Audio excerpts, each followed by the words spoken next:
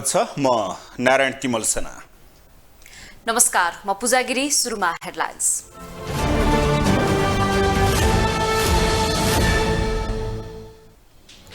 प्रतिनिधि सभा बैठकमा आज सत्ता पक्षकै सांसद बीच घोषपेच, गणतन्त्र पक्षधर र राजतन्त्रवादी बीच आरोप प्रत्यारोप। रवि लामिछाने तत्काल गृह मन्त्रालय नपाउने भएपछि अन्यलमा स्वतन्त्र पार्टी सरकारमा बस्ने वा नबस्ने भन्नेमा दुविधा। संसदमा प्रत्यक्षतर्फ 33% महिला नपुगेकोमा निर्वाचन आयोगको असन्तुष्टि, तत्काल कानून बनाउन पहल गर्ने। भारतको नयाँ बजेटमा नेपालका लागि 5 अर्ब 50 करोड भारु छुट्याइयो, अघिल्लो वर्षको तुलनामा 37%ले कटौती। र निलम्बन फुकुवा भए पनि सन्दीप लामिछाने तत्काल खेलमा फर्किने सम्भावना निकै कम, सर्वोच्चमा परेको निवेदन बन्यो अंकुश।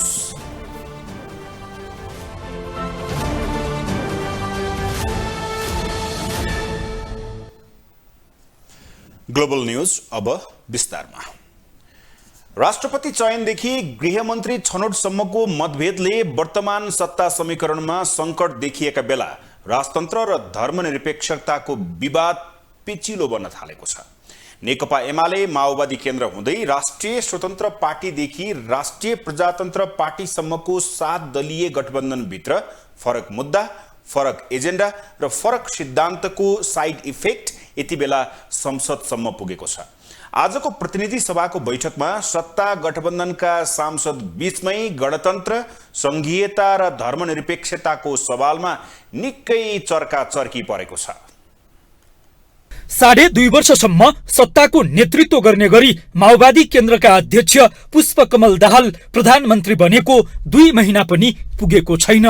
तर उनलाई प्रधानमन्त्रीको कुर्सीसम्म पुर्याउने एमाले माओवादी हुँदै रासोपादेखि राप्रपासम्मको 7 दलीय गठबन्धनमा दरार आउन थालेको छ। राष्ट्रपति चयन, गृहमन्त्री छनौटदेखि भागबण्डामा समेत मतभेद देखिएका बेला अब भने गठबन्धनभित्र सिद्धान्त र एजेन्डामै पुगेर विवाद हुन थालेको छ। बुधबारको प्रतिनिधि सभाको बैठकमा राजावादी र गणतन्त्रवादी बीच सिद्धान्त र एजेन्डालाई लिएर आक्रोशपूर्ण घोचपेच भयो। एमालेका सांसद रघुजी पन्त, माओवादीका सांसद शक्तिबहादुर बस्नेत, राप्रपाका सांसद धवल शमशेर राणा, राप्रपाकै सांसद ज्ञानेन्द्र शाही र जसपाका सांसद राजकिशोर यादव बीच चर्काचर्की भयो। एमाले सांसद पन्तले मन्त्रीले नै संहिता विरुद्ध बोलेको प्रसङ्ग कोट्याउँदै गणतन्त्र विरुद्ध नबोल्न राप्रपाका सांसद र मन्त्रीहरूलाई चेतावनी दिए। धर्मको राजनीति नगर्न चेतावनी दिँदै उनले राप्रपालाई संविधानमाथि औँला नउठाउन आग्रह गरे। धर्मलाई हामीले राजनीतिक एजेन्डा बनायौँ भने हामी छिमेकमा हेरौँ, न पाकिस्तान शान्त छ, न बङ्गलादेश शान्त छ, न हिन्दुस्तान शान्त छ। त्यसैले हामीले हाम्रो संविधानले मार्गनिर्देशन गरेको बाटोबाट विचलित हुनु हुँदैन। झन् यस्ता धारणा, संविधानले निर्देश गरेका यस्ता धारणाहरूको बारेमा मन्त्री भएर क्याबिनेटमा बसेर यदि राय बजाउन थाल्छौँ भने यसले देशलाई कुन बाटोमा लैजाने हो भन्ने भ्रम उत्पन्न गर्दछ। त्यसपछि बोलेका माओवादी सांसद शक्ति बस्नेतले पनि एमाले सांसद पन्तको बोलीमा बोली मिसाए। यता राप्रपाका सांसद ज्ञानेन्द्र शाहीले भने पन्त र बस्नेतको भनाइमा नियमापत्ति जनाए।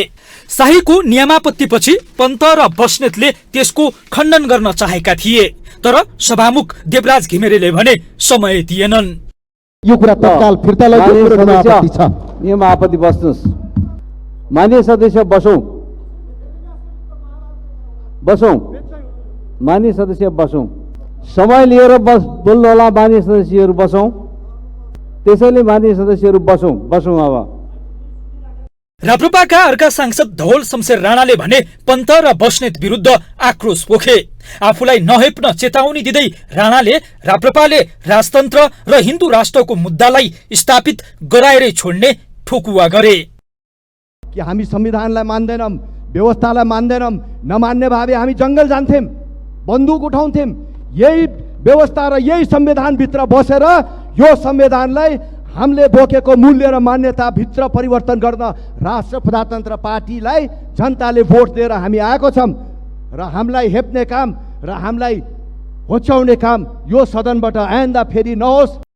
राप्रपाका सांसदले गणतन्त्र र धर्मनिरपेक्षता तथा संघीयतामाथि औँला उठाएको जसपाका सांसद राजकिशोर यादवले सहन सकेनन्। सांसद शाही र राणामाथि आक्रोश पोख्दै यादवले संविधानमाथि औँला नउठाउन राप्रपालाई चेतावनी दिए। संघीयता कसैको कृपाले, यो गणतन्त्र कसैको आशीर्वादले र यो देशको समानुपातिक समावेशी कसैको दहेजमा आएको होइन। लाखौं लाख नेपाली जनताको बलिदानीबाट, संघर्षबाट, आन्दोलनबाट स्थापित भएको विषय हो।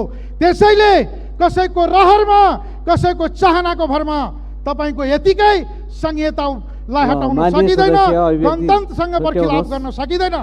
यसरी सत्ता गठबन्धनमा आबद्ध दलहरूबीच घोषपेच र चर्काचर्की चलिरहँदा कांग्रेस सांसदहरू भने रमिता हेरिरहेका थिए। सांसद मोहन बस्नेतले त खिल्ली नै उडाए। सत्ता पक्षबीचको मतभेदले झडपको सम्भावना बढेको भन्दै उनले त्यसका लागि संसदमा छुट्टा छुट्टै कुर्सीको व्यवस्था गर्न माग गरे। सरकार पक्षकै बीचमा झगडा हुन थालेपछि अब यो पक्ष र प्रतिपक्षलाई जुन विभाजित गरिएको छ, सत्ता पक्षलाई पनि सत्ताभित्रको प्रतिपक्षलाई विभाजन गरेर राखिदिनु भएन भने भविष्यमा यहाँ ठुलो झगडा हुन सक्ने हामीले देखेका छौँ। अलर्ट हुन जरुरी छ। यसरी सत्ता पक्षकै सांसदहरूबीच संसदमा भएको चर्काचर्की तत्कालका लागि रोचक देखिएको छ। तर सत्ता पक्षमै देखिएको मतभेदले सत्ता गठबन्धनमाथि खतराको बादल भने मडारिन थालेको छ।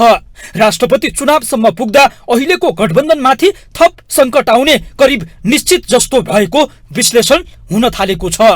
ग्लोबल टेलिभिजनका लागि क्यामेरामा नरेश मोक्तानका साथमा कैलाश कठायत, काठमाडौँ।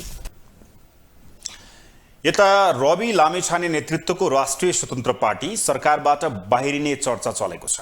नागरिकता मुद्दामा सर्वोच्च अदालतले सुनाएको फैसलासँगै सांसद र गृहमन्त्री पद गुमाएका सभापति लामिछानेको पुनः गैर सांसदका हैसियतमा त्यही मन्त्रालयमा जाने चाहना पूरा नभएसँगै सरकारबाट बाहिरिने चर्चा चलेको हो। रवि लामिछाने नेतृत्वको राष्ट्रिय स्वतन्त्र पार्टीले सरकारबाट बाहिरिने संकेत गरेको छ। नागरिकता मुद्दामा सर्वोच्च अदालतबाट दोषी करार भएका सभापति लामिछानेले सम्हाल्दै आएको उपप्रधान तथा गृहमन्त्री पद पुनः प्राप्ति हुने नदेखेसँगै यो पार्टी सरकार छाड्ने तयारीमा लागेको हो। नागरिकतामाथि सर्वोच्चले गरेको फैसलासँगै नयाँ नागरिकता लिएका सभापति रवि नागरिकता प्राप्त गरेकै दिनदेखि आफूले सम्हाल्दै आएको पद पुनः पाउनु पर्ने भन्दै प्रधानमन्त्री प्रचण्डलाई पटक पटक भेटिरहेका थिए। तर प्रधानमन्त्री प्रचण्ड र माओवादी केन्द्रले अदालतको पूर्ण फैसला आउन बाँकी रहेको र सांसद पद समेत गुमाएको व्यक्तिलाई गैर सांसद पदबाट गृहमन्त्री जस्तो जिम्मेवार पद दिन नसकिने निर्णय गरेसँगै यो पार्टीले दबाव सिर्जना गर्दै आयो र अन्ततोगर्त सरकारबाट बाहिरिने घुर्की समेत दिन थाल्यो। ओलीको बलियो साथ र समर्थन पाएका रवि उनकै आडमा पुनः उपप्रधान सहित गृहमन्त्री सम्हाल्ने ध्याउन्नेमा थिए। साथै एमाले विरुद्धबाट पनि उनलाई गैर सांसदका रूपमा सरकारमा सहभागी गराउन पुरानै पद दिनुपर्ने बलियो मत देखिएको छ भने स्वयं अध्यक्ष ओलीले प्रधानमन्त्री प्रचण्डलाई भेटेर सहमति कार्यान्वयन गर्न जोड दिइरहेका छन्। तर एमालेको यो मतलाई प्रवाह नगरी माओवादी केन्द्रले तत्काल रविलाई मन्त्रीमा लैजान नहुने र उनीमाथि अन्य फौजदारी मुद्दा पर्न सक्ने साथै सर्वोच्चको पूर्ण पाठ कुर्नुपर्ने निर्णय गर्यो, जसका कारण रवि र उनको पार्टीका साथै वर्तमान सत्ता गठबन्धन नै धर्म रहेको छ। यसरी हेर्दा आजभन्दा करिब 7 महिना अघि नेपाली राजनीतिमा उदाएर जनताको निकै लोकप्रिय मत पाएको यो पार्टी र यसको नेतृत्व गरेका रवि लामिछानेको यो बालहटले पनि स्पष्ट संकेत गरेको छ। रवि र उनको पार्टी पनि जनताप्रति भन्दा सत्ता प्राप्तिकै लागि राजनीतिमा उदाएको अर्को संगठन हो। हिजो सरकारमा सहभागी हुन जसरी सभापति रवि अग्रसर भएका थिए, तर आज स्वयं आफ्ना लागि पार्टी नै धरापमा राखेर सत्ता बाहिर आउन खोज्नुले उनीमाथि अर्को नैतिक प्रश्न समेत तेर्सिएको छ। साथै वर्तमान राजनीति र सत्तामा अस्थिरताको बीजारोपण गर्ने पात्रका रूपमा पनि उनी र उनको पार्टी चित्रित हुने देखिन्छ। रवि स्वयं सरकारमा सहभागी नभएर अन्य सांसदलाई मन्त्रीमा पठाएर उनले पार्टी संगठनलाई थप मजबुत गर्दै लैजान सक्नु पर्थ्यो वा सुरुवाती चरणमा नै सरकारमा सहभागी नभएर प्रतिपक्षमा बस्ने आँट देखाउन सक्नु पर्थ्यो। तर सत्ता र उपप्रधान सहित गृहमन्त्री पद पाउँदा मौका गुमाउन नखोज्ने र त्यही पदका लागि ढिपी कस्नुले पनि उनको सत्तामोह स्पष्ट देखिन्छ। सरकारमा सहभागी हुँदा आफ्नो हैसियत अनुसारको मन्त्रालय खोज्नु स्वाभाविक पनि हो, तर रवि आफैले पद पाए सरकारमा सहभागी हुने र नपाए समर्थन फिर्ता लिने निर्णय गर्नुलाई उचित मान्न सकिँदैन। देशमा भ्रष्टाचार, व्यतिथि र पुराना पार्टी र नेताहरूले केही गर्न सकेनन् भनेर उदाएको यो पार्टी सरकारमा सहभागी भएको 1 महिनामै सरकारबाट बाहिरिने भन्दै घुर्क्याउनुलाई जनताले कसरी हेर्ने र स्वतन्त्र पार्टीका हिजोका प्रतिबद्धतामाथि कसरी विश्वास गर्ने? फोहोर सफा गर्न फोहोरकै नालीभित्र पस्नुपर्छ भन्नेहरूलाई यही नालीको गन्ध सुगन्ध भएपछि यसलाई कसरी अर्थाउने? ग्लोबल टेलिभिजन एचडीका लागि सुदर्शन आचार्यको रिपोर्ट। संसदमा सत्ता साझेदार दलहरू बीच नै घोषपेच चलिरहेका बेला यता बैंकको ऋणमा थिचिएका किसानलाई जोगाउन सांसदहरूले सरकारसँग माग गरेका छन्। आजको प्रतिनिधि सभा बैठकमा अधिकांश सांसदहरूले मुलुकको वर्तमान आर्थिक अवस्था र त्यसले पारेको प्रभावका विषयमा धारणा राख्दै बैंकको ऋणमा थिचिएका किसानलाई जोगाउन माग गरेका हुन्। बैंकको उच्च ब्याजदरले किसान र उद्योग व्यवसायी मारमा परेको भन्दै समस्या समाधान गर्न सांसदहरूले माग गरेका छन्। बैंकको चर्को ब्याजदरका कारण किसान र व्यवसायीहरू सडकमा आउनुपर्ने अवस्थाका साथै आत्मदाह जस्तो बाटो खोज्न बाध्य भएको भन्दै सांसदहरूले सरकारको ध्यानाकर्षण गराएका हुन्। बैंकहरूले देखाएको आतंकले व्यवसायीहरू पीडित भएर आत्मदाह गर्न समेत बाध्य बनाएको सांसदहरूको भनाइ छ।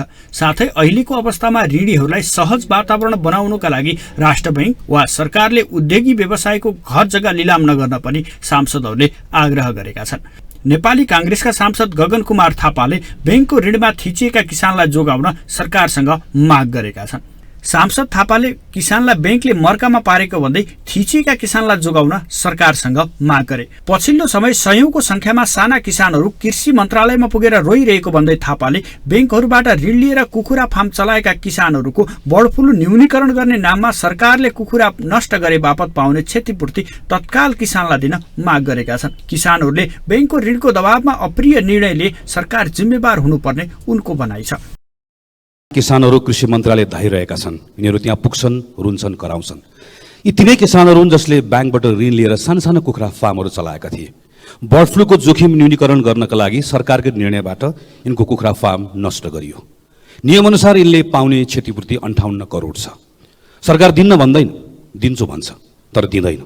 सरकार झुलाउँछ, किनकि सरकारलाई भ्याइ नभ्याइ छ, तर ब्याङ्कले यिनलाई अठ्याउँछ।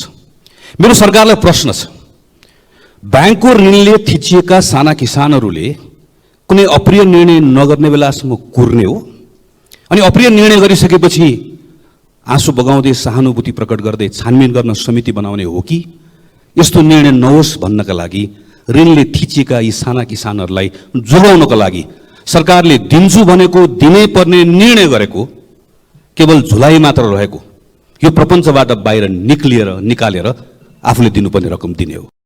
त्यस्तै स्वतन्त्र सांसद डाक्टर अमरेश कुमार सिंहले पछिल्लो समय मानिसमा आत्मदाह गर्ने संख्या बढेको भन्दै आत्मदाह तथा आत्महत्याको छानबिन गर्न उच्च स्तरीय न्यायिक समिति गठन गर्नुपर्ने माग गरेका छन्। मानिसहरूले सामान्य जीवन चलाउन समस्या भएको भन्दै विभिन्न कारणहरूबाट आत्महत्या जस्ता घटनाहरू रोज्न बाध्य भएको भन्दै यसप्रति सरकार र सम्बन्धित निकाय गम्भीर बन्नुपर्ने उनको भनाइ छ।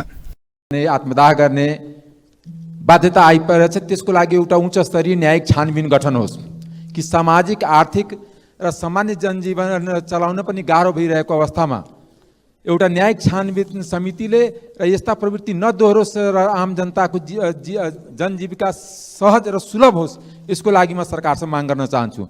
अहिलेको अवस्थामा बैंकहरूले किसान र व्यवसायीहरूलाई सहजीकरण गरी ब्याजदर घटाएर गरी खाने वातावरण बनाउनु पर्नेमा बहस भइरहेकै बेला संसदमा बोल्ने अधिकांश सांसदहरूले पनि सरकार गम्भीर बन्नुपर्ने बताएका छन्। त्यसैले मुलुकको वर्तमान आर्थिक अवस्था र किसान तथा व्यवसायीलाई परेको मारमा सरकार चनाखो हुनै पर्ने देखिन्छ। बैंकको चर्को ब्याजदरका कारण आत्महत्या र आत्मदाहको बाटोसम्म रोज्न बाध्य किसान र व्यवसायीलाई प्रोत्साहन गर्ने गरी अर्थ मन्त्रालय, राष्ट्र बैंक तथा सम्बन्धित निकायले बेलैमा ध्यान पुर्याउनु जरुरी देखिन्छ। ग्लोबल टेलिभिजन एचडीका लागि सुदर्शन आचार्यको रिपोर्ट। गृह मन्त्रालयको विषयलाई लिएर सत्तारूढ दलहरूबीच विवाद नभएको सत्तारूढ नेकपा माओवादी केन्द्रका उपमहासचिव शक्ति बहादुर बस्नेतले दावी गर्नुभएको छ। संघीय संसद भवन परिसरमा सञ्चारकर्मीले राखेका जिज्ञासाको जवाफ दिने क्रममा उहाँले राष्ट्रिय स्वतन्त्र पार्टी सहित सत्तारूढ दलहरूबीच यस विषयमा छलफल भइरहेको र केही दिनमै टुङ्गिने पनि स्पष्ट पार्नुभयो। उपमहासचिव बस्नेतले सर्वोच्च अदालतको फैसला विस्तृत रूपमा अध्ययन गर्न प्रधानमन्त्री पुष्पकमल दाहालले सो सम्बन्धमा केही दिन पर्खिनुपर्ने भन्नुभएको जिकिर गर्नुभयो। छलफल भइराखेको छ गठबन्धनका पार्टीहरूको बिचमा अदालतका सबै अब पूर्णबाट स्थिति सबै विषयलाई हेरेर केही दिन वेट गर्नुपर्छ होला भन्ने कुरा मात्रै थियो। त्यो बारेमा अरू ठुलो विवादको विषय केही पनि होइन। अहिलेकै अवस्थामा गृहमन्त्री राष्ट्रपतिलाई दिन भने यही विषयमा छलफल भइराखेको छ। अब गृह मन्त्रालयको विषयमा उहाँहरू सबै कुरा होइन। अहिले हामी अब नियमावलीले यो प्रश्नोत्तर सुन्ने समय यी विशेष समयहरूलाई पनि संसदको बिजनेसकै रूपमा परिभाषित गरेको छ। उपमहासचिव बस्नेतले राष्ट्रपति चयनका विषयमा आफ्नो पार्टीले निर्णय गरि नसकेको पनि बताउनुभयो।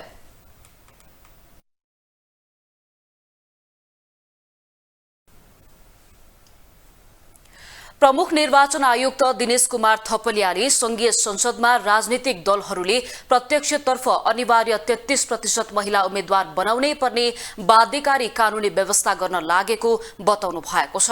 मंगलबार राष्ट्रिय सभा अन्तर्गतको राष्ट्रिय सरोकार तथा समन्वय समितिको बैठकमा थपलियाले निर्वाचन सम्बन्धी नयाँ विधेयक तयार बनाइरहेको जानकारी दिँदै यस्तो व्यवस्था गर्न लागेको बताउनुभयो। उहाँले आयोगले तयार पारिरहेको विधेयक राष्ट्रपति र उपराष्ट्रपतिको निर्वाचनपछि अघि बढाउने पनि बताउनुभयो।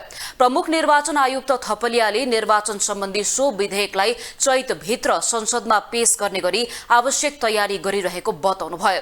उहाँले आफ्नो निर्वाचन क्षेत्रको मतदान केन्द्रमा मात्रै मतदान गर्न पाउने व्यवस्थालाई पनि संशोधन प्रस्ताव गरिएको र मतदाता नामावलीमा नाम भएका सुरक्षाकर्मी, पत्रकार लगायतलाई समानुपातिकमा मतदान गर्न पाउने व्यवस्था गर्ने गरी आयोगले विधेयक तयार पारेको बताउनुभयो। मतदान स्थल र मतदान केन्द्रहरूको व्यवस्थापनको विषय पनि उठ्ने भएको हुनाले यसलाई पनि कसरी महिला एवं अपाङ्गता मैत्री बनाउन सकिन्छ केही प्रावधान सहित ती कुराहरू पनि यो भित्र परेका छन्। अब राष्ट्रपति र उपराष्ट्रपतिको निर्वाचनको विषय चाहिँ संविधानमा नै लगभग क्लियर भएको हुनाले त्यसैलाई नै एजिटी यसमा समावेश गरिएको छ। प्रतिनिधि सभा र प्रदेश सभा सदस्य निर्वाचनको पहिलो हुने निर्वाचित हुने प्रणालीतर्फ 33% महिला उम्मेदवारी दलले दिनै पर्छ भन्ने प्रावधान अहिले राखेको है। यो फेरि प्रमुख निर्वाचन आयुक्त थपलियाले आर्थिक रूपमा विपन्न अशक्त भएका व्यक्तिहरूलाई उम्मेदवारी हुँदा थरौटीमा 50% छुट दिनुपर्ने व्यवस्था पनि विधेयकमा राखिएको बताउनुभयो। परराष्ट्र मन्त्री डाक्टर बिमला राई पौड्याल मन्त्री बनेपछि पहिलो विदेश भ्रमणका रूपमा श्रीलंका जानुहुने भएको छ। मन्त्रालयमा आज पत्रकार सम्मेलन गरी भोलि श्रीलंकातर्फ प्रस्थान गर्ने जनाइएको हो। मन्त्री पौड्यालले श्रीलंका भ्रमणमा राजनीतिक भेटघाट र राजनीतिक महत्वका कार्यक्रममा सहभागी हुने मन्त्रालयले जनाएको छ। परराष्ट्र मन्त्री पौड्यालले मन्त्रालयका सूचनालाई सबैलाई एकमुष्ट रूपमा दिने बताउनुभयो।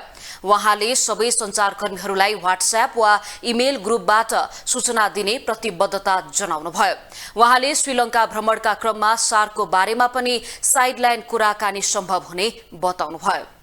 भयो भनेदेखि उठाउने भनेर एउटा दुईटा कुराहरू हामीले सोचेको छौँ। त्यसमा सार्क पनि एउटा हुन्छ नै, तर यो सार्ककै लागि भनेर गरिएको होइन। त्यसले गर्दाखेरि यसैलाई मेन एजेन्डा बनाएर जाने कुरा भएन। लन्चमा हाम्रो भेट हुन्छ, त्यसपछि साइडलाइनको मिटिङहरू हुन्छ, त्यसमा उठ्न सक्छ, त्यसमा उठाउँछौँ र डाइरेक्ट फ्लाइट चाहिँ एउटा हाम्रो टकिङ पोइन्टमै छ। पोर्चुगलमा 50-60 हजार नेपालीहरू हुनुहुन्छ र उहाँहरूलाई एकदमै धेरै जरुरी छ भन्ने पासपोर्टको भन्ने कुरा बुझिसकेपछि अहिले हामीले चाहिँ मोबाइल टिम 1 महिनाको लागि मात्रै भए पनि पोर्चुगल पठाइहाल्ने कि भनेर कुरा गरेका छौँ। शुक्रबार मन्त्री पौड्यालले आफ्ना श्रीलंकाका समकक्षीसँग भेटवार्ता गर्ने कार्यक्रम रहेको छ। त्यही दिन स्वागत लन्चको कार्यक्रम राखिएको मन्त्रालयले जनाएको छ। मन्त्री पौड्यालले श्रीलंकाका प्रधानमन्त्री दिनेश गुणवर्धनेसँग भेटवार्ता गर्ने कार्यक्रम रहेको छ।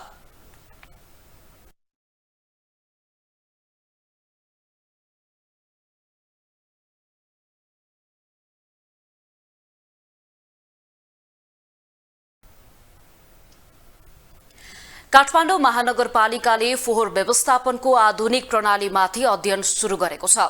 हाल व्यवस्थापन भइरहेको नुवाकोटको सिस्डोल र बन्चरी डाँडामा विवाद र स्थानीयबाट अवरोध हुँदै आएपछि नयाँ विकल्पमा छलफल शुरू भएको हो।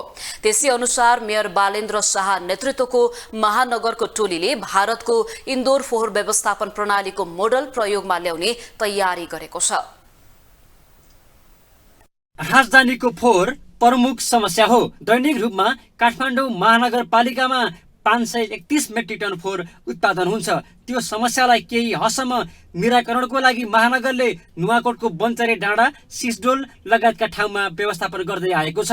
पछिल्लो समयमा नुवाकोटवासीको व्यक्तिगत समस्या पनि फोहोर व्यवस्थापनको बाधक बन्दै आएको छ। यसअघि काठमाडौँको फोहोर व्यवस्थापनबारे लामो अध्ययन गरेकी पूर्व मेयर हरिप्रभा खड्गाले दीर्घकालीन रूपमा योजना बनाएर फोहोर व्यवस्थापन गर्नुपर्ने बताउँछिन्। मेन चाहिँ हामीले फोहोरलाई मोहरमा बदल्नु पर्यो र तीकै जनतालाई चाहिँ रोजगार दिन सकिन्छ। यो फोहोरको व्यवस्थापन गर्नको निमित्त दूरदर्शी सोचेर चाहिँ फोहोरलाई चाहिँ मोहरमा परिणत गर्ने काम चाहिँ उहाँले गर्यो भने निर्वाचन अघि फोहोर व्यवस्थापनको मुद्दालाई प्राथमिकता दिएका मेयर शाह निर्वाचन भएको 8 महिनासम्म पनि फोहोर व्यवस्थापनमा चासो नदेखाएको भनेर जनगुनासो आएपछि महानगरले भारतको इन्दोर शहरमा रहेको फोहोर व्यवस्थापनको मोडल भित्र्याउनका लागि अध्ययन सुरु गरेको छ। तर कहिलेसम्ममा इन्दोर मोडल सुरु गर्ने भने यकिन चाहिँ भइसकेको छैन।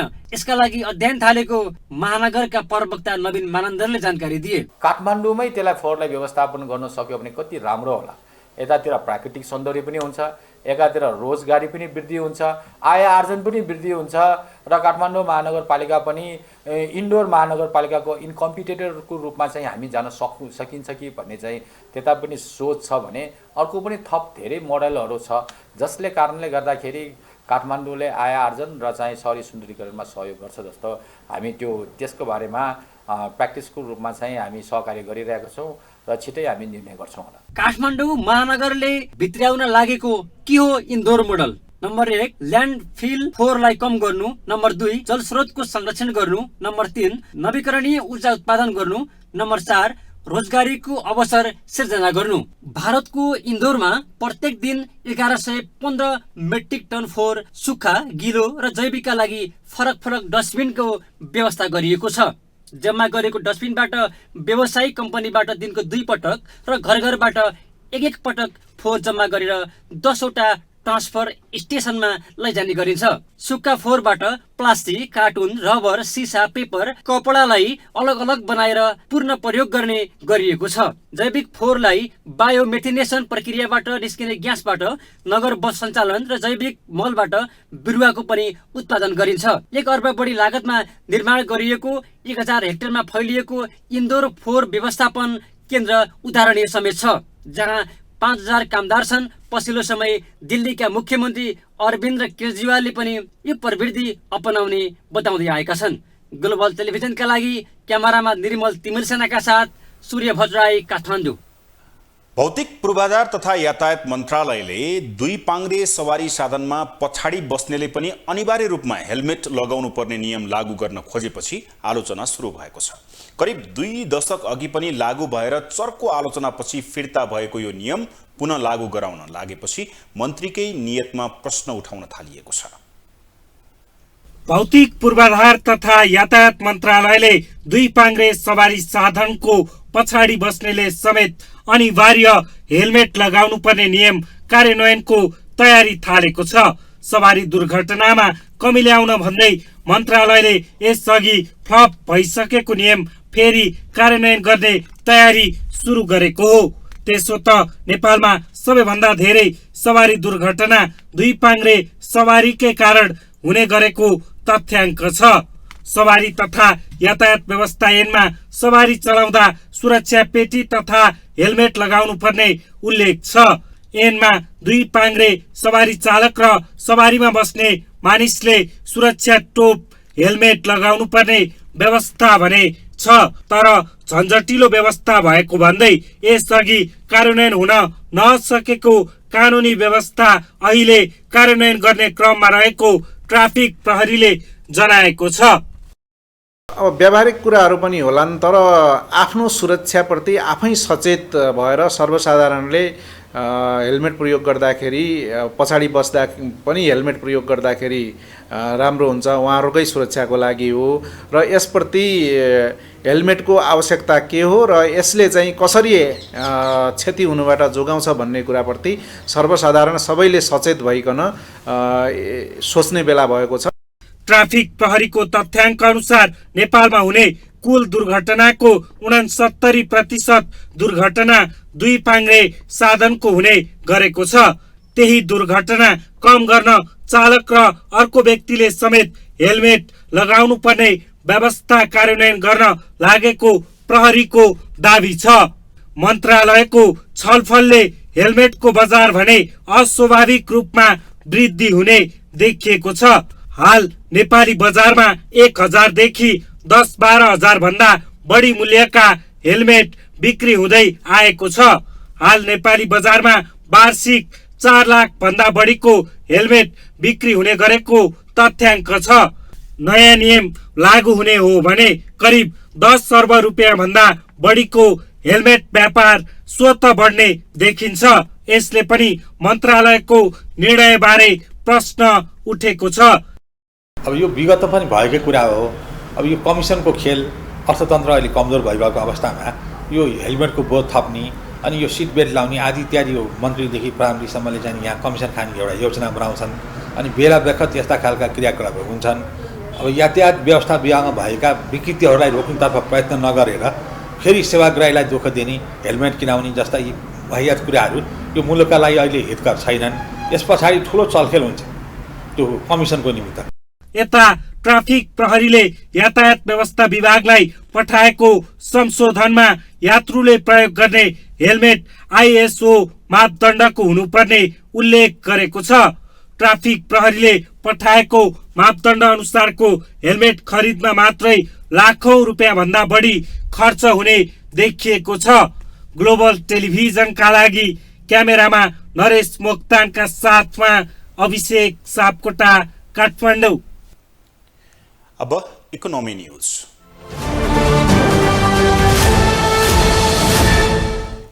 आर्थिक वर्ष 2023-24 का लागि भारत सरकारले नेपालको बजेट कटौती गरेको छ। बुधबार आर्थिक वर्षको बजेट सार्वजनिक गर्दै भारतकी वित्त मन्त्री निर्मला सीतारमणले नेपालका लागि यस वर्ष कुल 5 अर्ब 50 करोड भारु छुट्याएको बताएकी हुन्, जुन अघिल्लो वर्षको तुलनामा 36.36% कम हो। अघिल्लो आर्थिक वर्ष 2022-23 का लागि भारतले नेपालका लागि 7 अर्ब 50 करोड भारु छुट्याएको थियो। यस्तै आर्थिक वर्ष 2021-22 का लागि भारत सरकारले नेपाललाई 4 अर्ब 46 करोड भारु विनियोजन गरेको थियो। भारत सरकारले आर्थिक वर्षको बजेटमा विदेश मन्त्रालय मार्फत नेपाल सहित छिमेकी मुलुकलाई दिने अनुदान सहायता बजेट समेत विनियोजन गर्ने गर्दछ। वैदेशिक अनुदान अन्तर्गत भारतले यो वर्ष पनि सबैभन्दा बढी बजेट भुटानका लागि छुट्याएको छ। भुटानले 24 अर्ब भारु सहायता पाउने भएको छ। यस्तै अफगानिस्तान र बंगलादेशले समान 2 अर्ब भारु पाउने भएका छन् भने मालदिव्स र म्यानमारले समान 4 अर्ब भारु, श्रीलङ्काले 1 अर्ब भारु र मङ्गोलियाले 7 करोड भारु सहायता पाउनेछन्। अन्य अफ्रिकी मुलुकहरूलाई भने यस वर्ष भारतले 2 खर्ब 50 अर्ब भारु सहायता छुट्याएको छ।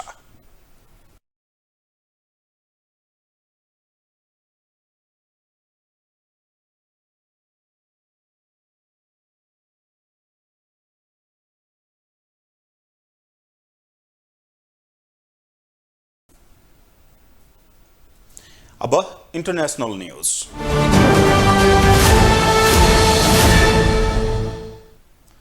भारतीय राष्ट्रिय कांग्रेसका नेता राहुल गान्धीको भारत जोडो यात्रा पूरा भएको छ। कन्याकुमारीदेखि कश्मीरसम्म 3570 किलोमिटर लामो यात्रा गान्धीले 136 दिनमा पूरा गरेका हुन्। उनले भारत जोडो यात्रा सफल भएको बताए पनि विभिन्न किसिमका टीका टिप्पणी हुन थालेको छ। भारतीय राष्ट्रिय कांग्रेसका नेता राहुल गान्धीको भारत जोडो यात्रा 2 दिन अघि सोमबार मात्रै पूरा भएको छ। गान्धीले कन्याकुमारीदेखि कश्मीरसम्म 3570 किलोमिटरको यात्रा 136 दिनमा पूरा गरेका थिए। भारत सरकारले कोरोनाको कारण देखाउँदै उनको यात्रा रोक्न खोजेको भए पनि उनले सरकारको निर्देशन नकार्दै 136 दिनपछि आफ्नो भारत जोडो यात्रा श्रीनगरमा समापन गरेका हुन्। उनले भारत जोडो यात्राको मैजारो गर्दै आफ्नो उद्देश्य अनुसार यात्रा सफल भएको दाबी समेत गरेका छन्। आफ्नो यात्राको समापन कार्यक्रममा बोल्दै उनले सिङ्गो भारतलाई एकजुट गर्ने र एकसाथ भएर देशलाई बलियो बनाउने आफ्नो यात्राको उद्देश्य रहेको बताएका छन्। उनले भारतीय जनता पार्टी र आरएसएसले विभिन्न खाले अफवाह फैलाएर देशलाई तोड्ने काम गरेको पनि आरोप लगाएका छन्। यस क्रममा प्रधानमन्त्री नरेन्द्र मोदी, गृहमन्त्री अमित शाहका गतिविधिमाथि उनले प्रश्न समेत उठाएका थिए। राहुलकी हजुरआमा समेत रहेकी नेत्री इन्दिरा गान्धी र राजीव गान्धीको हत्याको प्रसङ्ग निकाल्दै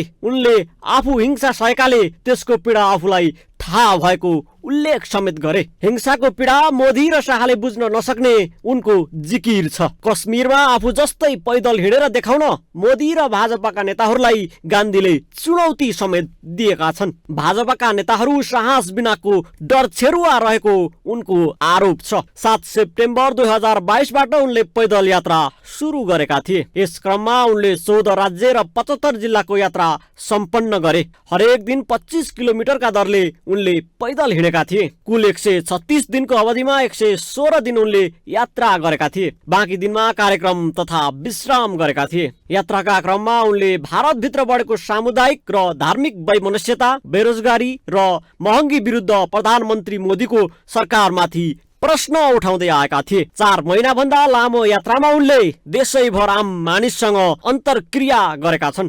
जनतामाझ बनेको उनको नकारात्मक छवि यसै यात्राले रूपान्तरण गरिदिएको विश्लेषण समेत गर्न थालिएको छ। राहुल गान्धी यो यात्रापछि कतिले सफल भएको विश्लेषण गरिरहेका छन्। भारतीय राष्ट्रिय कांग्रेस पार्टीले भने राहुल गान्धीको भारत जोडो यात्रापछि मोदी नेतृत्वको भाजपालाई आगामी निर्वाचनमा चुनौती दिन सक्ने आशा राखेको छ। ग्लोबल टेलिभिजनको लागि एजेन्सीको सहयोगमा विशाल पुरीको रिपोर्ट।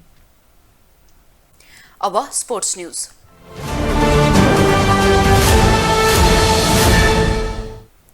बलात्कारको आरोप लागेका क्रिकेटर सन्दीप लामिछानेमाथि लगाइएको निलम्बन फुकुवा भएको छ। पोखरामा सम्पन्न नेपाल क्रिकेट संघ क्यानको बोर्ड बैठकले निलम्बन फुकुवा गर्ने निर्णय गरेसँगै सन्दीपले राष्ट्रिय टिमबाट खेल्न बाटो खोलेको हो।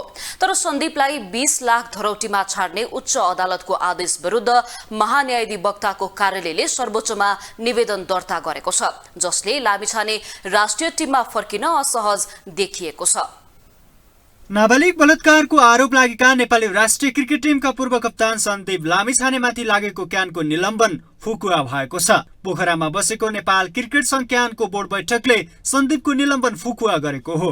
बलात्कार आरोपमा एक नाबालिकाले भदौ 21 गते गौशाला प्रहरीमा पक्राउ पूर्जी जारी गरेपछि क्यानले सन्दीपलाई भदौ 23 मा निलम्बन गरेको थियो। सन्दीपलाई पुस 29 मा उच्च अदालत पाटनले काठमाडौँ जिल्ला अदालतको आदेश बदर गर्दै 20 लाख धरौटीमा रिहाई गर्न आदेश दिएको थियो। सोही अनुसार सन्दीप 20 लाख धरौटी तिरेर रिहाई भएका थिए। सन्दीपको निलम्बन फुकुवाबारे बोल्दै क्यानका अध्यक्ष चतुरबहादुर चन्दले सन्दीप नेपाली टिममा चाहिने खेलाडी भएको र आइसिसीले समेत नेपालको कानून बमोजिम खेल्न अनुमति दिएकोले निलम्बन फुकुवा गरेको बताए। सन्दीपको कुरामा मैले के भने यो कुरामा पनि हामी निकै संवेदनशील छौँ हैन। वास्तवमा सन्दीप लामिछाने नेपालको चाहिने खेलाडी भन्नेमा मलाई कुनै यहाँको कुनै लुगाउनु पर्ने कुरा छैन। आइसिसीले के भनेको छ भनेपछि नेपालको कानुनले तिमीहरूलाई अथोरिटी दिएको छ भने तिमीहरू गो हेड अगाडि बढ भनेर आइसिसीले एसोसिएसन गरिरहेको छ। देशभन्दा बाहिर जान नदिने आदेशमा धरौटीमा रिहाई भएका सन्दीप स्वदेशमै रहेर क्रिकेट खेल्न पाउने वा नपाउने भन्ने अदालतको आदेशमा उल्लेख छैन। तर यसअघि सन्दीपको पक्षमा बहस गरेका कानुन व्यवसायीले सन्दीपलाई टोलीमा राख्न माग गरेका थिए। क्यानको मिटिङ अहिले बस्दैछ जस्तो लाग्छ मलाई र सन्दीप अहिले दोषी प्रमाणित नहुँदासम्म निर्दोषिताको अनुमान गरिन्छ र सन्दीपको एब्सेन्समा नेपालको क्रिकेट एकदमै धराशायी भएको स्थिति देखिन्छ। मलाई लाग्छ हामीलाई विश्वास छ क्यानले फेरि सन्दीपलाई क्याप्टेनमा रिइन्स्टेट गरेर मैदानमा लैजान्छ। यता सन्दीपलाई धरौटीमा छाड्ने उच्च अदालतको आदेश बदर माग गर्दै महान्यायाधिवक्ताको कार्यालय सर्वोच्च अदालतमा मंगलबार निवेदन दिएको छ। महान्यायाधिवक्ता कार्यालयका प्रवक्ता सञ्जीव राज रेग्मीले धरौटीमा छाड्ने आदेश विरुद्धको रहेकोले सर्वोच्चमा निवेदन दर्ता गरेको जानकारी दिएका छन्। त्रुटिपूर्ण छ, त्यो कानुनी व्यवस्था भन्दा प्रतिकूल छ होइन जुन हाम्रो थुनचेक सम्बन्धी कानुनी व्यवस्था छ त्यसको पनि बेरितको छ या त्रुटिपूर्ण छ र सँगसँगै सर्वोच्च अदालतले यस सम्बन्धमा गरेका पहिलेका व्याख्याहरू जुन छन् किनभने सर्वोच्चको व्याख्या त सबैले मान्नुपर्छ सिद्धान्तको रूपमा मान्नुपर्छ त्यो व्याख्याको पनि त्रुटिपूर्ण छ भनेर हामीले त्यहाँ केसै साइट गरेका छौँ र हामीले कानुनी व्यवस्था पनि त्यसरी राखेका छौँ। अहिले हाम्रो निष्कर्ष के हो भन्दाखेरिमा चाहिँ उहाँलाई जुन आरोप लगाइएको छ त्यो आरोपमा चाहिँ अहिले उहाँ चाहिँ निर्दोष हो भनेर मान्ने आधारहरू छैन। त्यो कुरा उच्च अदालत पाटनको आदेशमा पनि छ होइन उसले पनि निर्दोष मानेको भए त तारिखमा छोडिदियो धरोटीमा छोडेको छ 20 लाख रुपियाँ धरोटी ल्याएछ।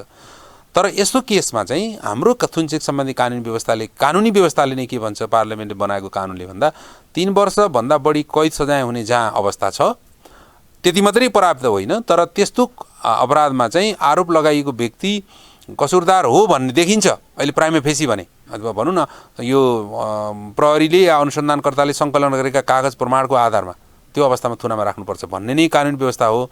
त्यसो हुँदा उच्च अदालतले गरेको आदेश चाहिँ त्यो कानुनी व्यवस्थाको सन्दर्भमा पनि त्रुटिपूर्ण छ भन्ने हाम्रो निष्कर्ष हो। यसअघि भदौ 5 गते काठमाडौँको एक होटलमा लगेर नाबालिग बलात्कार गरेको आरोप सन्दीपमाथि लागेको थियो। भदौ 21 मा एक नाबालिकाले सन्दीपले आफूलाई पटक पटक बलात्कार गरेको भन्दै प्रहरीविद गौशालामा किटानी जारी गरेकी थिइन्। ग्लोबल टेलिभिजन HD का लागि क्यामेरामा नरेश मोक्तानका साथमा विनोद विक्रम भण्डारी काठमाडौँ। अब ग्लोबल भोइस।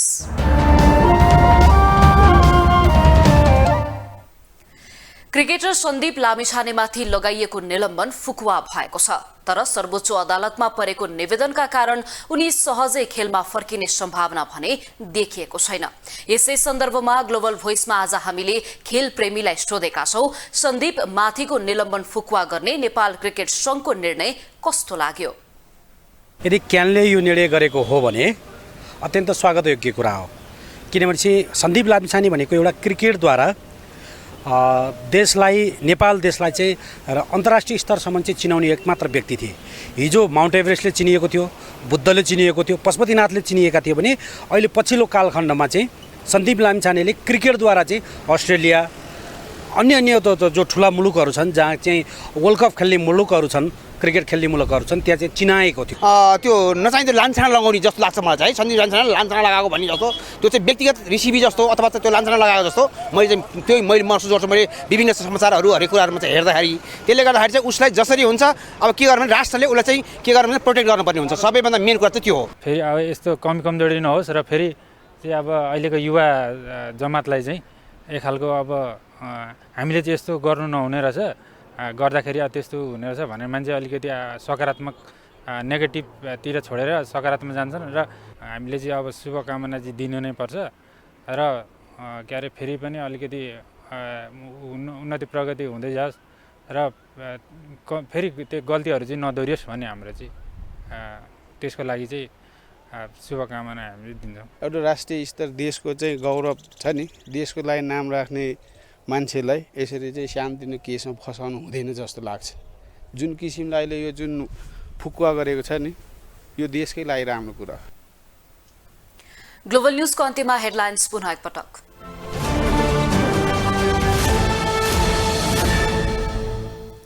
प्रतिनिधि सभा बैठकमा आज सत्ता पक्षकै सांसद बीच घोचपेच गणतन्त्र पक्षधर र राजतन्त्रवादी बीच आरोप प्रत्यारोप। रवि लामिछानेले तत्काल गृह मन्त्रालय नपाउने भएपछि अन्यलमा स्वतन्त्र पार्टी सरकारमा बस्ने वा नबस्ने भन्नेमा दुविधा। संसदमा प्रत्यक्षतर्फ 33% महिला नपुगेकोमा निर्वाचन आयोगको असन्तुष्टि तत्काल कानून बनाउन पहल गर्ने। भारतको नयाँ बजेटमा नेपालका लागि 5 अर्ब 50 करोड भारु छुट्याइयो अघिल्लो वर्षको तुलनामा 37%ले कटौती। र निलम्बन फुकुवा भए पनि सन्दीप लामिछाने तत्काल खेलमा फर्किने सम्भावना कम सर्वोच्चमा परेको निवेदन बन्यो अंकुश।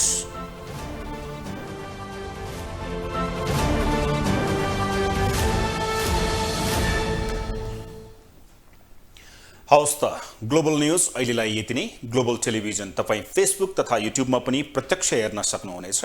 ग्लोबल टेलिभिजन हेर्दै गर्नुहोला। नमस्ते।